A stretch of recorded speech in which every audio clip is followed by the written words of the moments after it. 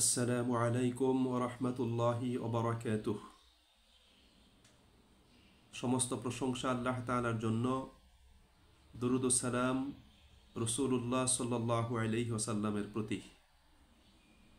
সুপ্রিয় মুমিন মুসলিম ভাই ও বোনেরা, শুভেচ্ছা গ্রহণ করুন। আমরা মানুষ একমাত্র প্রাণী যারা কথা বলতে পারি।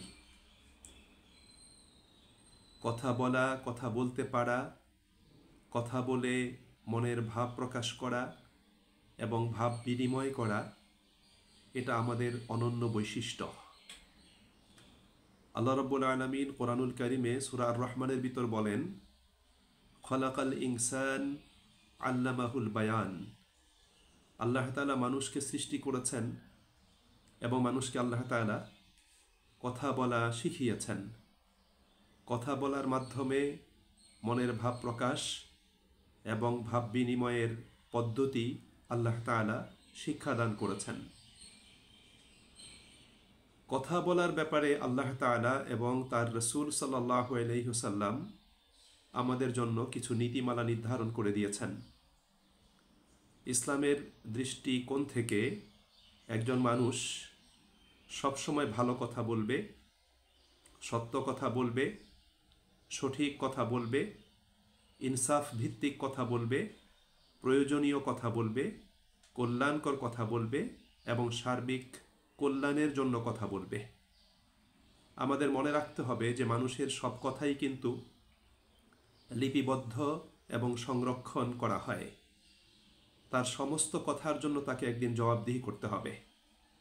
এই প্রসঙ্গে আল্লাহ তাআলা সূরা কফের ভিতর উল্লেখ করেন, মা ইয়ালফিজু মিন কাউলিন ইল্লা লাদাইহি রাকিবুন আতীদ।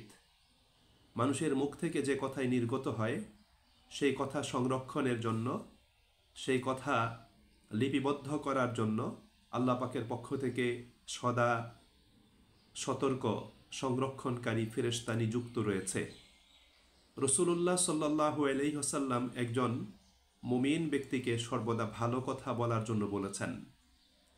আল্লাহ নবী সাল্লাল্লাহু আলাইহি ওয়াসাল্লাম বলেছেন, মান কানা ইউমিনু বিল্লাহি ওয়াল ইয়াউমিল আখির ফালিয়াকুল খায়রা আও লিয়াসমুত।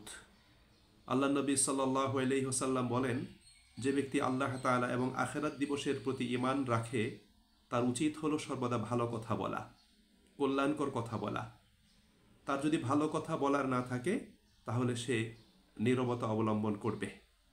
সুপ্রিয় ভাই ও বোনেরা, অপ্রয়োজনীয় কথা বলা, মন্দ ও গর্হিত কথা বলার চেয়ে নীরবতা অবলম্বন করাটাই হলো একজন মানুষের জন্য শ্রেয় এবং নিরাপদ।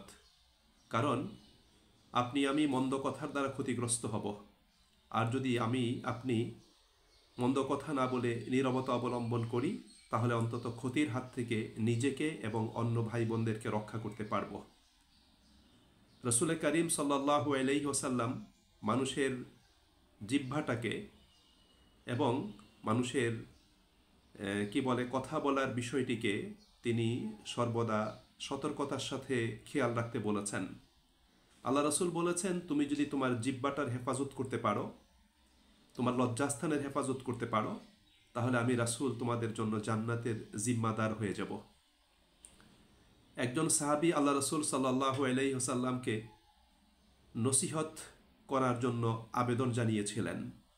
আল্লাহ নবী সাল্লাল্লাহু আলাইহি ওয়াসাল্লাম পরপর তাকে বলেছেন, তুমি তোমার জবানকে, তোমার জিহ্বাটাকে তুমি হেফাজত করো। সুপ্রিয় ভাই এবং বোনেরা, মানুষের জিহ্বা এবং কথার দ্বারা যে সমস্ত গুনাহগুলো সংঘটিত হয়ে থাকে সেগুলো খুবই মারাত্মক। এ ধরনের 10টি মারাত্মক গুনার কথা আমি উপস্থাপন করছি। যেমন মিথ্যা কথা বলা। মিথ্যাটাকে সকল পাপের জননী বলা হয়েছে। এই জন্য মিথ্যা কথা বলা এটা মারাত্মক একটা গুনাহ। এই গুনাহ মানুষকে ধ্বংসের পথে নিয়ে যায়। আল্লাহ নবী সাল্লাল্লাহু আলাইহি ওয়াসাল্লাম বলেছেন যে ফাইন্নাল কাযিবা ইয়াহদি ইলাল ফুজুর, যে মিথ্যা মানুষকে পাপের দিকে নিয়ে যায়। একটা মিথ্যা কথা কেউ বললে তখন সেই মিথ্যা কথাটাকে প্রতিষ্ঠিত করার জন্য তাকে আরও অনেকগুলো মিথ্যা কথা বলতে হয়। দ্বিতীয়ত হলো মিথ্যা সাক্ষ্য দান করা। মিথ্যা সাক্ষ্য দান করে একজন মানুষকে ধ্বংস করে দেয়া যায়। এই জন্য মিথ্যা সাক্ষ্য দান করা এটা খুবই গর্হিত একটা অপরাধ। 3 নম্বর মিথ্যা কসম করা। 4 নম্বর গীবত করা। গীবত হলো যে কোনো ভাই বা বোনের অনুপস্থিতিতে তাকে তার দোষগুলো বর্ণনা করা, যা শুনলে সে অপছন্দ করবে। 5 নম্বরে পরচর্চা ও পরনিন্দা করা।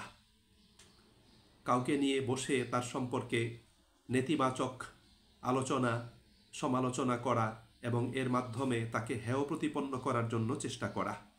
6 নম্বরে মৌখিকভাবে কাউকে অভিশাপ দেওয়া, কাউকে লানত করা, কারো অনিষ্ট কামনা করা। 7 নম্বরে খোঁটা দেয়া, উপহাস এবং বিদ্রূপ করা। আল্লাহ রাব্বুল আলামিন কোরআনুল কারীমে বলেছেন, ওয়ালা তালমিজু আনফুসাকুম, তোমরা একে অন্যকে খোঁটা দিও না, বিদ্রূপ করো না, উপহাস করো না। 8 নম্বরে দোষচর্চা এবং চগলখুরি করা, কারো দোষ নিয়ে আলোচনা করা এবং চগলখুরি করা। চগলখুরি হলো যে আব্দুর রহিমকে আব্দুল করিমের বিরুদ্ধে বলা, আবার আব্দুর রহিমকে আব্দুল করিমের বিরুদ্ধে বলা, এরকম দুজনের মাঝখানে কথা বলে দুজনের মাঝখানে একটা ঝগড়া তৈরি করে দেওয়া। রাসূল করিম সাল্লাল্লাহু আলাইহি ওয়াসাল্লাম বলেছেন, দোষচর্চাকারী এবং চগলখোর সে আল্লাহ পাকের জান্নাতে প্রবেশ করবে না। 9 নম্বরে হলো মিথ্যা অপবাদ আরোপ করা। একজন মানুষ অন্যায় কাজ করেনি, একজন মানুষ নেতিবাচক কোনো কিছু করেনি, কিন্তু তার নামে মিথ্যা অপবাদ ছড়িয়ে দেওয়া যে তিনি অন্যায় কাজটা করেছেন।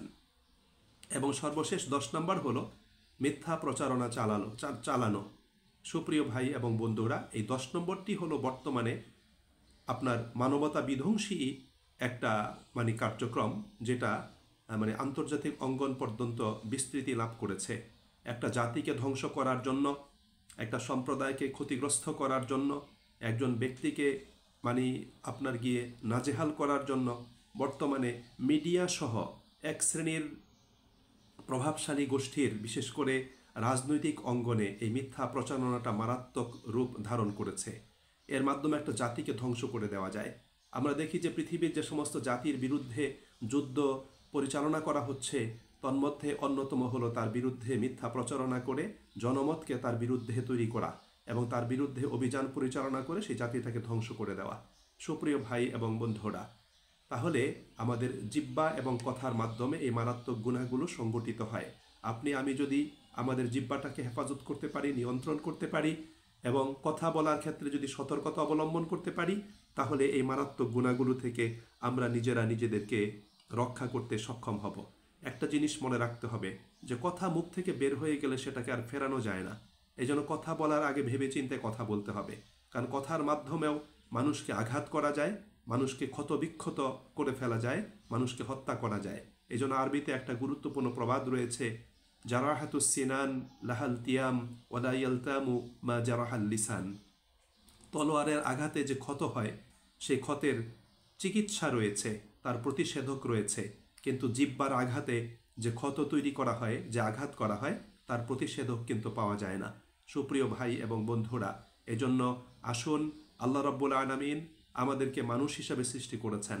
আমরা আল্লাহ তাআলার অসংখ্য সৃষ্টির ভিতর সুন্দরতম সৃষ্টি। তাই আমাদের কথা, আমাদের আচরণ, আমাদের ব্যবহার এটা যাতে অতি উত্তম হয়, সুন্দর হয়, আমাদের সৃষ্টিগত মর্যাদা রক্ষা হয়, সেদিকে আমাদের প্রত্যেককে অবশ্যই খেয়াল করতে হবে। একজন মানুষের জীবনের সৌন্দর্য তার কথার মাধ্যমে ফুটে ওঠে, তার আচার আচরণ তার ব্যবহারের মাধ্যমে ফুটে ওঠে। আপনার আমার আচার আচরণ, ব্যবহার, কথাবার্তা যদি সুন্দর হয়, তাহলে বুঝতে হবে যে আমার ভিতরে সৌন্দর্য নিহিত রয়েছে। শুধু পোশাকের সৌন্দর্যই কিন্তু মুখ্য নয়, আমাদের আমাদের আভ্যন্তরীণ সৌন্দর্য, আমাদের নীতি নৈতিকতা, আমাদের মোরালিটি, আমাদের চিন্তা চেতনা, আমাদের আদর্শিক দৃষ্টিভঙ্গি সব কিছুই কিন্তু আমাদের কথার মাধ্যমে ফুটে উঠবে। এজন্য সুপ্রিয় ভাই এবং বন্ধুরা, আসুন আমরা সবসময় সুন্দর কথা বলি, সঠিক কথা বলি, ইনসাফ ভিত্তিক কথা বলি, আমরা কল্যাণের জন্য কথা বলি, কল্যাণ প্রতিষ্ঠার জন্য কথা বলি এবং কথা বলার মাধ্যমে আল্লাহ রাব্বুল আলামিনের এই জমিনে আল্লাহ রাব্বুল আলামিনের বিধিবিধানের সৌরভগুলো সর্বত্র আমরা ছড়িয়ে দেওয়ার জন্য চেষ্টা করি। সুন্দর কথার মাধ্যমে শত্রু কিন্তু বন্ধুতে পরিণত হয়, আবার অসুন্দর কথা বলে, মন্দ কথা বলে একজন বন্ধুও কিন্তু অনেক দূরে চলে যায়। সুতরাং এই বিষয়টি আমাদের প্রত্যেককে খেয়াল রেখে চলতে হবে। আল্লাহ রাব্বুল আলামিন আমাদের সকলকে এই সংক্ষিপ্ত আলোচনা থেকে শিক্ষা গ্রহণ করার এবং আমাদের কথাকে সুন্দর করার জন্য এবং গর্হিত কথাবার্তাগুলোকে পরিত্যাগ করে আমাদেরকে আল্লাহ রাব্বুল আলামিন তার নিকট থেকে কল্যাণ লাভ করার তৌফিক দান করুন। আসসালামু আলাইকুম ওয়া রাহমাতুল্লাহি ওয়া বারাকাতুহু।